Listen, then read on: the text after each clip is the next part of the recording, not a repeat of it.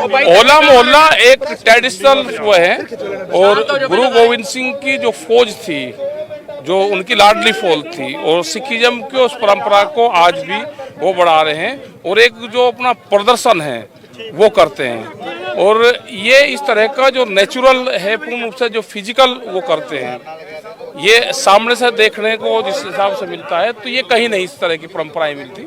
जिस तरह से घोड़ों के ऊपर प्रदर्शन करते हैं वो है, तो और उस परंपरा को आगे बढ़ा रहे हैं, आज भी वो हमको देखने को मिलती है। तो ये एक किस्म से अजीब चीज है, ये नहीं मिलती देखने को। तो कैसे साहब सरकार नाल गलबात टुटी है, की कहना चाहोगे? 2 महीने तो हो जाएगी सरकार से भी बात। देश जब आजाद हुआ तो 90 वर्ष लड़ाई चली, अभी तो 4 महीने हुए, एक फसल का भी आंदोलन नहीं है। इतने में कोई किसान को कहाँ जल्दी है, और न सरकार को, ये आज हो जाएगी। अजहा कोई प्रोग्राम हैगा जिहदे नाल सरकार ते प्रेशर बिल्ड होवे? कोई अजहा प्रोग्राम है? इससे बड़ा आपके घर पे अगर कोई 3 मेहमान ज्यादा आ जाए, वे कह लगे जी बच्चों का एडमिशन करवा लो, 4 साल बच्चे यहीं पढ़ लेंगे, तो हो गया इलाज। इनके 5-6 लाख आदमी चारों तरफ को बैठा दिल्ली के, तो इनको परेशानी नहीं है। लेकिन ये अगर सरकार है ना, अगर किसी पार्टी की सरकार होती तो अब तक बात हो जाती। ये तो कंपनियों की सरकार है, जो रोटियों की कीमतें भूख के आधार पर तय करते हो, उनकी सरकार है। तो ये भी लंबा चलेगा मामला। एक तुसी संसद के प्रोग्राम दिता सी ਲੱਖਾਂ ट्रैक्टर दे नाल, वो कदों होने जा रहा है?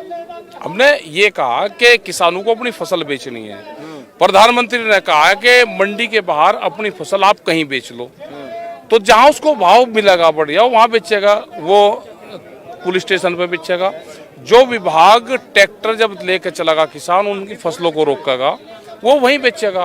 वो थाने में बेचेगा, एसडीएम के यहाँ बेचेगा, डीएम डीसी के यहाँ पे बेचेगा, विधानसभा पे बेचेगा, पार्लियामेंट पे बेचेगा, जहाँ उसको बढ़िया भाव मिले। अब तो ओपन हो गया पूरा देश। प्रधानमंत्री ने कह रखा कि एमएसपी है, स्थिर रहेगी, तो एक काउंटर खुल जाएगा वहां पे अडानी का, बढ़िया भाव मिलेगा वहां पे। हमें ये है कि पार्लियामेंट पे बढ़िया भाव मिलेगा तो वहां पे चलेंगे, उस साल कहीं बढ़िया भाव मिल जाए तो वहां बेच देंगे। हमने डीसी के वहां पे, डीएम के वहां उत्तर प्रदेश में बिकवाया है धान, तो वहां एमएसपी पे बिकता है पूरा। अगर किसी की खरीद नहीं होती तो डीएम के वहां पे ले जा सकता है, विधानसभा पे ले जाए, किसी भी सरकारी संस्थान पे किसान ले जाए तो उसका बिकेगा, प्रधानमंत्री ने कहा। अगर फिर ਤਾਂ ਉਹ ਕਹਿ ਹੀ ਰਹੇ ਆ ਕਿ ਅਸੀਂ ओपन मंडी लेके आ रहे हैं, फिर ਇਹਨਾਂ ਕਾਨੂੰਨਾਂ ਦਾ ਵਿਰੋਧ ਕਿਉਂ ਜੀ? अगर ਤੁਸੀਂ ਕਹਿੰਦੇ ਆ किसान ਉਹ ਵੀ फसल बेच, हाँ पता चल जाएगा अभी कि आ रहा ना फसल, अब गेहूं आ जाएगा। हरियाणा के मुख्यमंत्री ने कहा कि बाहर का मैं फसलें नहीं बेचने दूंगा। ठीक है, हम जब तो कह रहे हैं कि 3 जो काले कानून है, इनकी कल होली जला दी। तो ये काले कानून है, किसान का नुकसान इसमें होगा। एमएसपी पे कानून नहीं है, पूरे देश में एमएसपी होगी तो उसका लाभ होगा पूरे देश के किसानों को, और ये लड़ाई उसी की लड़ाई है।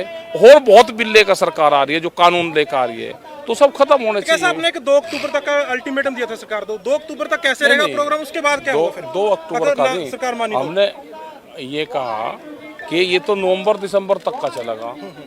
सरकार सर्दी में गई है तो सरकार सर्दी में ही वापसी आएगी।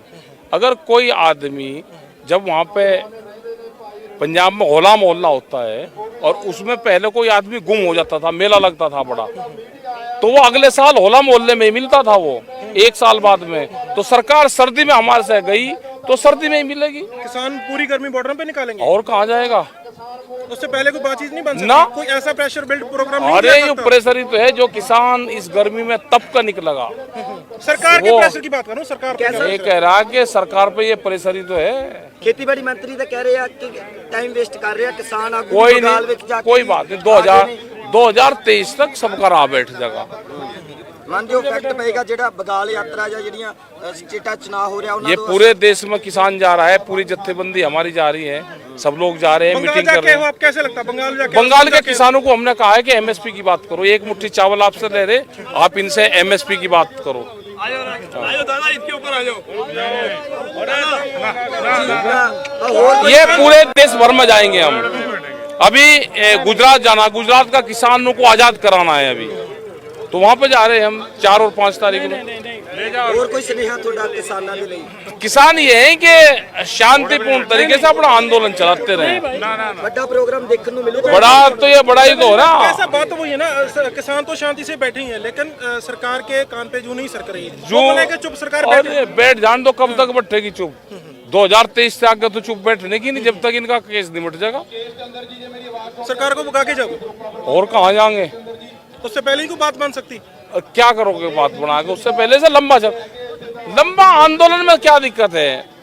आपका छोटा चैनल है तो आप चाहोगे कि मेरा बड़ा चैनल पे मैं पोस्टिंग हो। छोटी गाड़ी है तो मुझे बड़ी गाड़ी मिले, मेरा छोटा ट्रैक्टर है बड़ा ट्रैक्टर मिले, 3 कमरों का मकान है मेरी बड़ी कोठी मिले 2 एकड़ में, मेरी कम जमीन है मेरी बड़ी जमीन है। आंदोलन कम क्यों हो? आंदोलन भी लंबा होगा। ਮੁਸ਼ਕਲਾਂ ਦਾ ਬਹੁਤ ਸਾਹਮਣਾ ਕਰ कोई नहीं मुश्किल का सामना। ਬਹੁਤ ਜ਼ਿਆਦਾ ਜਿਹੜਾ मौसम भी बदल रहा है। अरे ये आंदोलन हो जाएगा तो जमीन बचेगी, नहीं तो जमीनें जाएंगी सारी। 2021 का साल आंदोलन का है, मच्छरदानी में सोने का है, एसी में सोने का नहीं है। ए नौजवानों को तमें लड़ाई लड़ने का ये साल है। ਐਸਾ ਪੰਚਾਇਤਾਂ ਨੂੰ ਕਿਵੇਂ ਦੇਖਦੇ ਹੋ ਜਿਹੜੀਆਂ ਹਰਿਆਣੇ ਦੇ ਵਿੱਚ ਵੀ ਪੰਜਾਬ ਦੇ ਵਿੱਚ ਵੀ ਬਹੁਤ ਸਾਰੀਆਂ ਹੋ ਰਹੀਆਂ ਨੇ? ਮਹਾ ਪੰਚਾਇਤਾਂ ਦਾ ਕੋਈ ਅਸਰ ਪੈ ਰਿਹਾ ਜਾਂ ਲੋਕ ਉਧਰ ਜਾ ਕੇ એનર્ਜੀ ਲਗਾ ਰਹੇ ਨੇ ਜਾਂ ਉਹਨਾਂ ਲੋਕਾਂ ਨੂੰ ਬਾਰਡਰਾਂ ਤੇ ਲਿਆਉਣਾ ਚਾਹੀਦਾ? नहीं, वहाँ पे भी लगाना है। सरकार दिल्ली में है नहीं, सरकार गई चुनाव लड़ने, तो हमारा किसान भी गाँव में जा रहा है। पंचायत करेंगे, पूरे देश में पंचायत करेंगे, पूरे देश में जाएंगे।